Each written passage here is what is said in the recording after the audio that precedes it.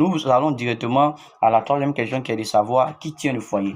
Celui qui tient le foyer entre l'homme et la femme, c'est l'homme. Aujourd'hui, on nous dit partout que c'est la femme qui tient le foyer. C'est la femme qui tient le foyer. La femme ne tient pas le foyer, mes soeurs. Il est écrit sur le livre d'Éphésiens 5, après le verset 22 à 23, 1 Corinthiens 11, verset 3, que de la même manière que Christ est le chef de l'Église, c'est de cette même manière que l'homme est le chef de la femme. Sœurs chrétiennes, n'acceptez plus que l'on vienne vous dire que l'homme et la femme sont égaux. C'est une idéologie du diable. L'émancipation ne vient pas de Dieu. Parce que voici ce que Dieu présente. Dieu présente que l'homme est le chef de la femme. Le diable vient te présenter que l'émancipation là, c'est ce que tu dois appliquer. Or, tu es chrétienne. Tu dois obéir aux hommes, obéir à Dieu. Si tu veux obéir à Dieu, sois soumise à ton mari, comme l'Église est soumise à Christ. C'est le plus important et c'est ce que Dieu demande dans les foyers. De cette même manière que Dieu tient son Église, protège son Église, guide son Église, c'est de cette même manière que le mari tient son foyer. Et de cette même manière que le mari tient son foyer. Voilà. Donc, le mari, il est le chef de la femme, mais il n'est pas le Dieu de la femme. À la différence de Dieu, qui est le chef de l'Église et qui est le Dieu de l'Église. Mais le mari n'est pas le Dieu de la femme. Mais Dieu demande à la femme d'être soumise à son mari. Voyez-vous? Et c'est lui qui tient son foyer. La femme tient sa maison.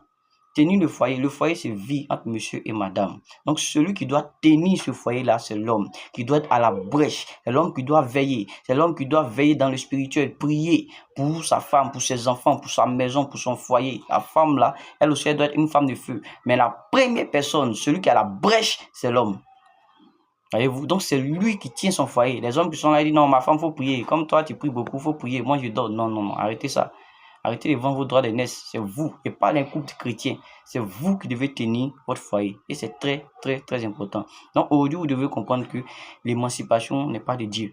C'est l'homme qui tient son foyer. La femme gère sa maison. Gérer la maison et tenir le foyer sont deux choses différentes. Un homme peut être assis et puis il est dans sa maison, il gère sa maison. Vu qu'il n'y a pas de femme là-bas, c'est pas un foyer. C'est sa maison qui gère. Une femme peut être dans sa maison, il n'y a pas de mari là-bas.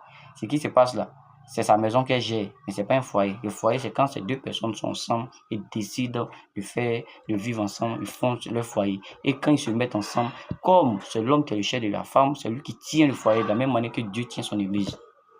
Pour répondre à la dernière question, qui est comment tenir un foyer. Quand nous prenons le livre Éphésiens 5, après verset 27 à 28, nous voyons par là que Dieu parle de son église, qu'il doit faire paraître sans ride, sans tache, pure. C'est de cette même manière. Nous ne savons pas comment tu as croisé ta femme, dans quelles circonstances tu as croisé ta femme, mais quand elle vient vivre avec toi, quand elle est dans ton foyer, tu dois la faire paraître aussi bonne.